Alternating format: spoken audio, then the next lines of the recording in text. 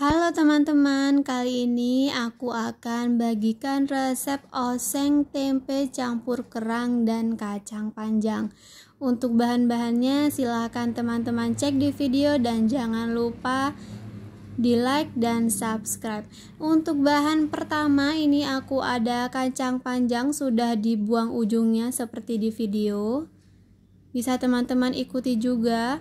Kemudian karena kacang panjang itu panjang, jadi aku belah jadi 2, kemudian dipotong lagi jadi 2-3 cm. Kita lakukan itu berulang kali sampai kacang panjangnya itu sudah habis. Kemudian ini aku pakai kerang. Untuk kerangnya bisa pakai yang masih mentah atau yang sudah warna kuning itu ya. Di pasar sudah pasti ada. Kemudian untuk tempenya aku pakai yang 3000. Ini aku belah jadi 2. Kemudian dari tempe yang sudah dibelah jadi 2 kita potong 4-5 bagian. Kalau mau lebih tipis lagi bisa dipotong 6-7 ya.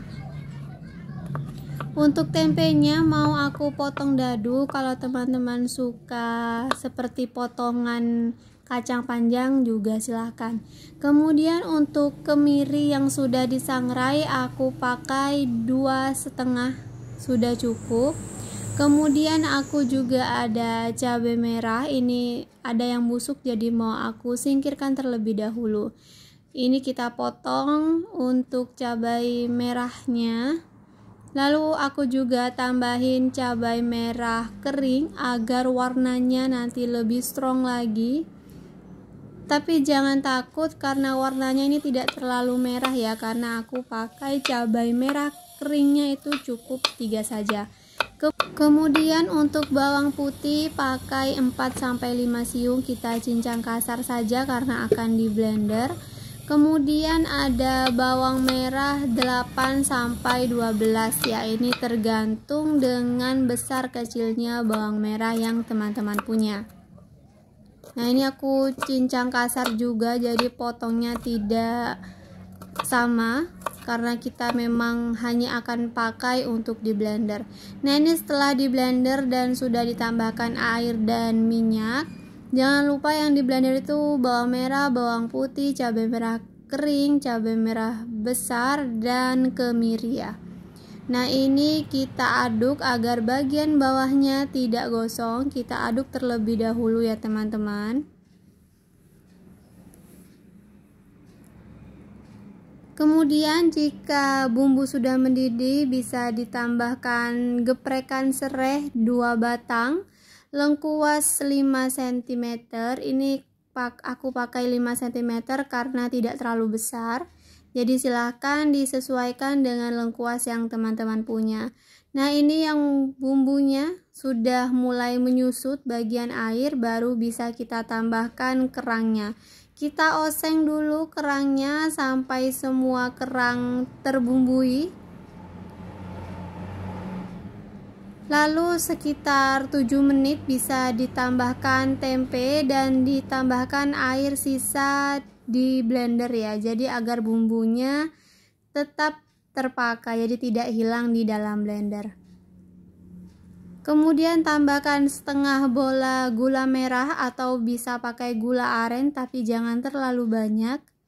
Kemudian tambahkan garam setengah sendok makan.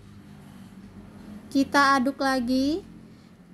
Nah kalau teman-teman rasa nanti gula merahnya pas, bisa di stop untuk gula pasirnya. Tapi di sini aku tambahkan gula pasir lagi karena memang kurang manis. Cek rasa setelah gula merah itu hilang ya, maksudnya hilang itu sudah tidak berbentuk padat lagi. Nah kemudian tambahkan kacang panjang kalau memang rasanya sudah pas.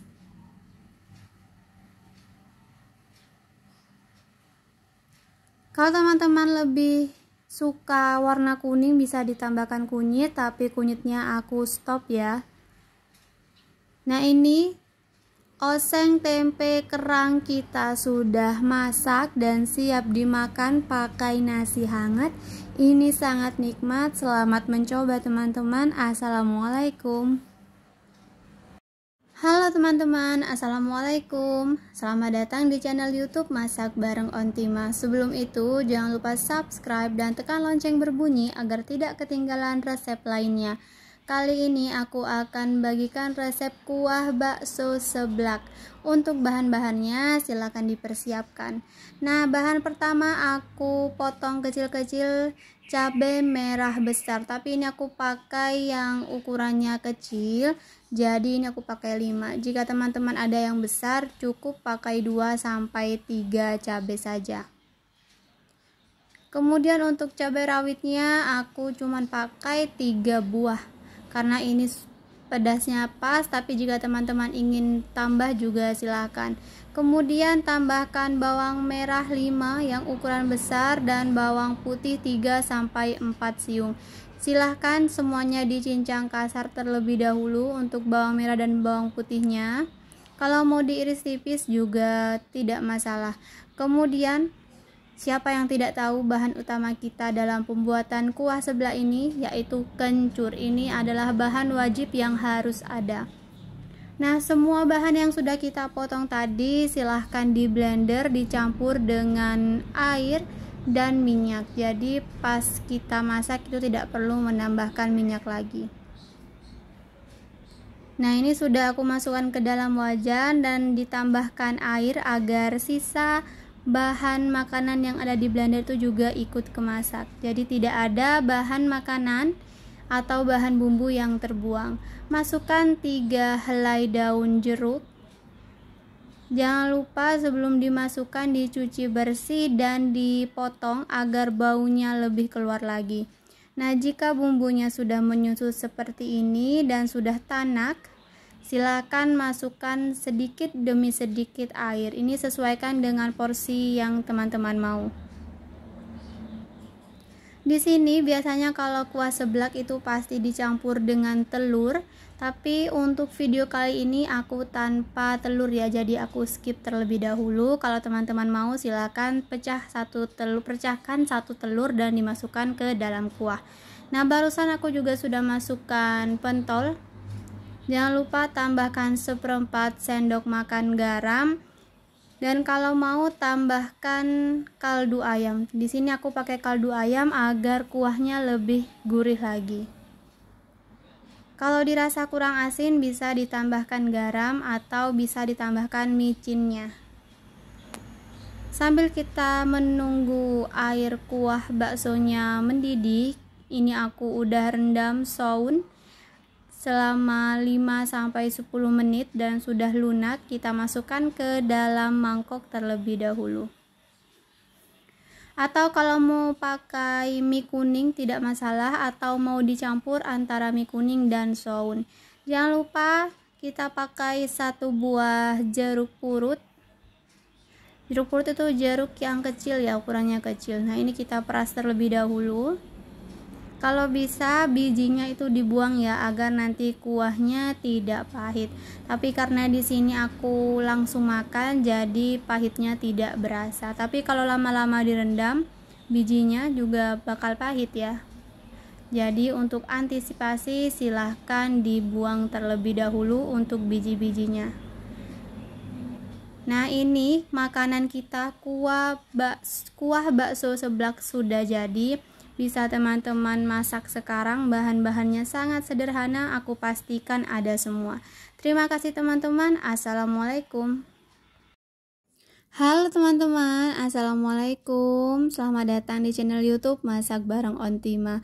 Kali ini aku akan bagikan resep opor ayam kampung yang bahan-bahannya itu sangat mudah ditemui di pasar. Nah, untuk bahan pertama silahkan beli bumbu jadi, bumbu opor ya. Ini harganya 2.500, kita beli 2 jadi 5.000. Komposisinya juga sudah tertera, tapi kita akan tambahin. Nah, ini kunci dari opor kita itu lebih nikmat. Tapi jangan khawatir, kita masih tetap menggunakan bahan yang kita pakai sendiri, yang kita gunakan sendiri. Nah, untuk bawang merahnya ini aku tambahin sekitar 8 siung bawang merah campuran ukuran kecil dan ukuran besar. Silakan untuk bawang merahnya diiris tipis-tipis seperti di video. Kemudian aku juga pakai 4 siung bawang putih ukuran besar, kita siung juga, kita iris tipis-tipis memanjang. Tapi untuk potongannya kalau mau digeprek juga silahkan karena nanti kita akan blender. Kemudian ada 3 kemiri sangrai dan 4 cm lengkuas. Kita potong tipis-tipis agar di blendernya nanti lebih mudah hancur. Kemudian aku juga tambahkan cabai kering sekitar 4 buah atau 4 cabai. Kalau teman-teman tidak punya bisa nanti diganti dengan cabai merah yang segar seperti di video ini ya. Untuk yang segar aku pakai 3 buah karena tadi sudah dibantu dengan cabai keringnya. Jadi total ada 7 ya. Setelah di blender ditambahkan minyak dan ditambahkan air. Kita masukkan ke dalam wajan, kita tunggu sampai bumbunya mendidih atau mengeluarkan asap seperti di video. Baru kita tambahkan daun salam, kemudian daun jeruk. Daun salamnya pakai 3, daun jeruknya pakai 3-5 helai. Nah, ini bumbu opor jadinya kita masukkan juga. Sebenarnya kalau tidak punya bumbu opor jadinya juga tidak masalah karena bumbunya sudah kita buat. Asal nanti perbandingannya ditambah saja karena tadi bawang putih kita pakai 4. Kalau teman-teman tidak pakai bumbu jadi silahkan ditambah 4 lagi. Jadi bawang putihnya 8 sama seperti bawang merah dan bahan lainnya. Kemudian setelah kita masak bumbunya, kita tambahkan air lagi agar di bagian bawah tidak terlalu gosong. Setelah mendidih kita masukkan gula merahnya, kita aduk lagi sampai gula merahnya sedikit hancur. Kemudian tambahkan jinten 1 jumput, 2 buah kapulaga dan 1 bunga lawang. Untuk bahan lainnya di sini ada setengah sendok teh pala dan setengah sendok teh ketumbar bubuk. Kemudian tambahkan lada bubuk setengah sendok teh. Kemudian tambahkan air lagi agar bagian bawahnya tidak gosong. Setelah air mendidih, tambahkan ayam. Kita pakai ayam kampung agar rasanya lebih enak. Pasti teman-teman tahu ya perbedaan antara ayam negeri dan ayam kampung. Karena kita pakai ayam kampung, jadinya proses memasak akan lebih lama daripada ayam negeri. Kita tambahkan air saja sampai memang ayam benar-benar empuk. Di sela-sela itu aku juga tambahin bubuk kunyit agar warnanya lebih menarik lagi. Jangan lupa tambahkan setengah sendok makan garam dan 1 sendok makan gula pasir. Kalau mau ditambah kaldu ayam atau micin juga silahkan, itu opsional. Jangan lupa teman-teman dicek rasanya, disesuaikan dengan selera masing-masing untuk garam, gula, micin dan kaldu ayamnya. Tapi untuk micin di sini aku skip ya. Aku tambahin air yang terakhir sampai airnya menyusut. Ini penambahan air sebelum kita tambahkan santan ya. Nah, ini setelah beberapa menit kita menunggu, airnya sudah menyusut, minyaknya sudah keluar seperti di video.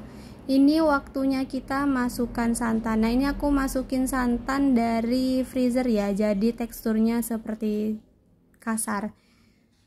Nah, kita aduk lagi sampai santannya atau airnya mendidih, baru dimatikan kompornya.